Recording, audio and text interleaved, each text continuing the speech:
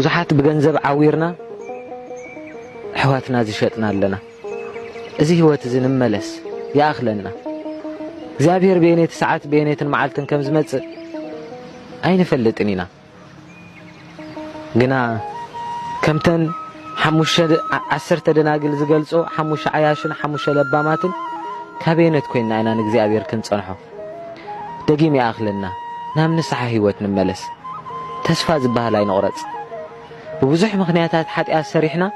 اتا حاتيات اندات ملالسة كجنقنا يخيل جن እግዚአብሔር አምላኽ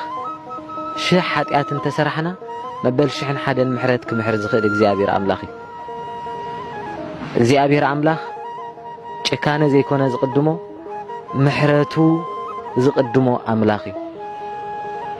አብዙሕ ጸበባ ዘለኹም ድማ እግዚአብሔር ከርህወልኩም ለምኑ